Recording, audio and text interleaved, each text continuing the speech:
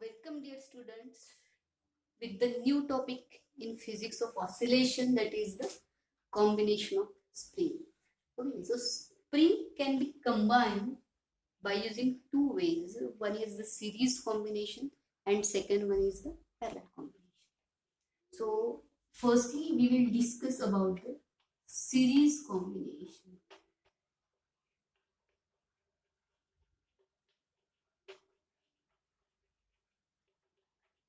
What happened in series combination of the spring can be connected one after another like the single chain, that is called as the series combination of the spring.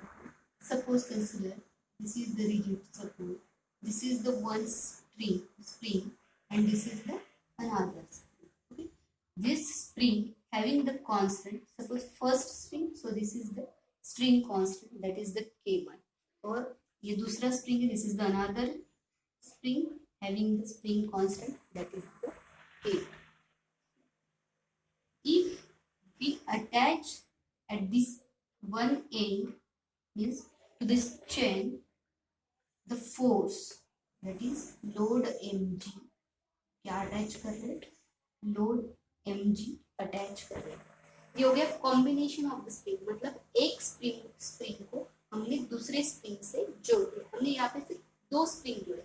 ऐसे आप number of spring जोड़ के chain बनाओ, उसको क्या बोलेंगे, combination को series combination बोलेंगे. ओके, अभी ये जो एंड है इसका, जो फ्री एंड था, एक एंड तो हमने यहाँ पे अटैच कर दिया था, ये तो दोनों कंबाइन हो गए यहाँ पे, और ये जो फ्री एंड था वो फ्री एंड को हमने लोड अटैच कर दिया. लोड अटैच करने के बाद क्या हो रहा है, ये जो पहला स्प्रिंग है यहाँ पे हम लोगों को एक्सटेंशन मिल रहा है E1, और जो तो दूसरा स्प्रिंग है यहाँ पे हम लोगों को एक्सटेंशन मिल रहा है, that is the E2.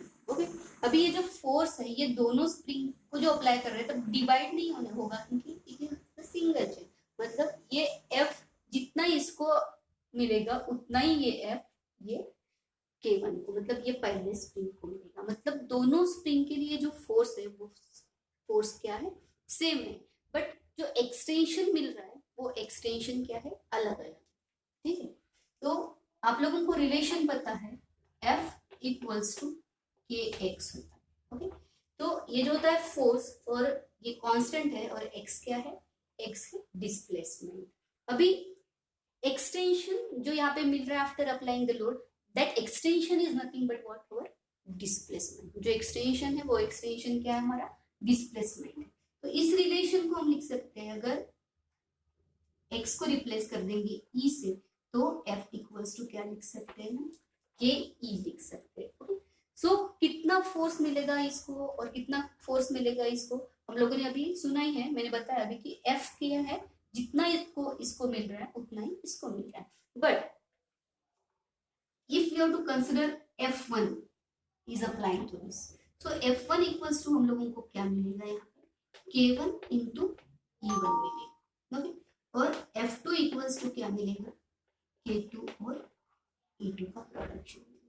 But F1 और F2 क्या है, सेम है, तो हम इसको लिखेंगे F इक्वल्स टू, इसको भी लिखेंगे F इक्वल्स टू, यहाँ पे लिख सकते हैं F1 equals to F2 equals to हमारा F.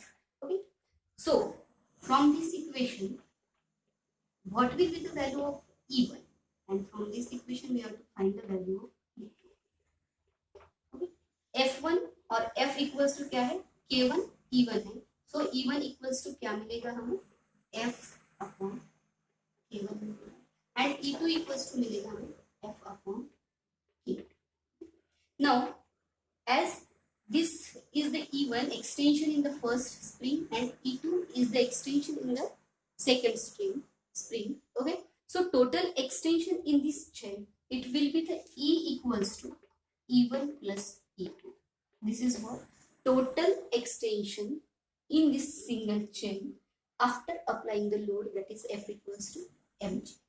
तो जो पूरा एक्सटेंशन मिल रहा है, टोटल डिस्प्लेसमेंट मिल रहा है E, वो E इक्वल्स टू भी क्या मिलेगा from this equation, F upon K1 plus F upon K2.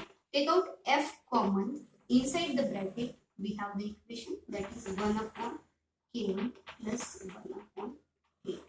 So This is the expression for total extension. क्या आ रहा है equation? E equals to F in the bracket 1 upon K1 plus 1 upon K2. ये एक equation है।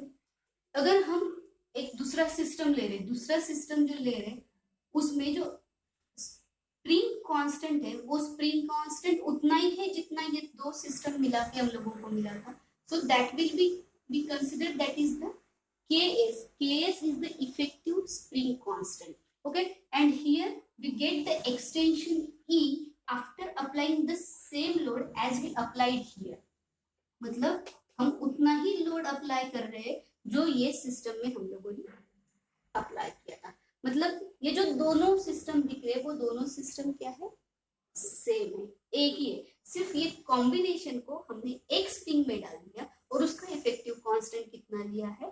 Ks लिया है. और इसका जो टोटल एक्सटेंशन है वो एक्सटेंशन और इसका एक्सटेंशन दोनों कितने हैं? सेम है. So from this equation what we consider F equals to as from this equation, that is the Ks into E. Okay? So E equals to, here we get E equals to F upon Ks. मिलेगा ऐसे equation. अभी ये जो दोनों equation हम लोगों को दिख रहे हैं ये दोनों इक्वेशन किसके है? E के ही एक्सटेंशन के ही है. सो हम ये दो इक्वेशन से अभी लिख सकते हैं F upon Ks, या फिर ये E को हम इससे रिप्लेस कर देंगे. F upon Ks equals to F in the bracket 1 upon K1 plus 1 upon K. Okay, so FF will be cancelled. 1 upon Ks equals to 1 upon K1 plus 1 upon K. Okay, so we have to find the value of what? Ks. समझ में आया आप लोगों को? इतना जो पढ़ा है अच्छे से पढ़ लो, ठीक है, और समझ लो जितना बता. सो 1 अपॉन Ks मतलब क्या होगा? 1 अपॉन Ks मतलब अभी हम लोगों को मिला 1 upon K1 plus 1 upon K2. So Ka ये इसको सॉल्व करेंगे. 1 upon Ks equals to, cross multiplication कर लो, K2 into K1, sorry K2 plus K1 divided by K1 into K2. ठीक है, क्या मिल रहा है? 1 upon Ks equals to K2 plus K1. K2 से 1 को मल्टीप्लाई कर दिया प्लस K1 से K1 को मल्टीप्लाई कर दिया और नीचे इनका प्रोडक्ट. ठीक, so Ks equals to what will be get? Ks equals to K1 into K2 upon, we can write this as K1 into K2. इसका रिवर्स मतलब ये न्यूमेरिकल है, सॉरी ये जो डिनोमिनेटर है ये न्यूमेरेटर में चला गया और जो न्यूमेरेटर है वो डिनोमिनेटर में आया. So this is the effective force constant. Here we consider the two springs. So here we get the two spring constants. Okay, K1 and K2. If there are, suppose n number of springs are connected to form one single chain, then 1 upon Ks equals to, we get 1 upon K1 plus 1 upon K2 plus up to the 1 upon K. So again this can be written as 1 upon Ks is equals to summation of I, that is from 1 to n 1 upon Kr. मतलब पहले I की value क्या आती है? 1 आएगी, that is 1 upon K1. अब 1 तो चला गया, अभी सेकेंड वैल्यू आएगी 2 प्लस समेशन है इसलिए प्लस 1 अपॉन K2, 2 भी चला गया प्लस समेशन मतलब प्लस 1 अपॉन अभी क्या आएगा 3. ऐसे कहाँ तक जाना है? n नंबर तक जाना है. Okay, so simply for n such a massless, identical massless spring, then effective constant Ks equals to हमने लिखा है K by m. Okay, so we have to consider this whole system as a series combination, and we have the equation for the effective force constant Ks equals to K1 into K2, that is the product of the force constant upon the sum of the force constant. Okay, thank you dear students.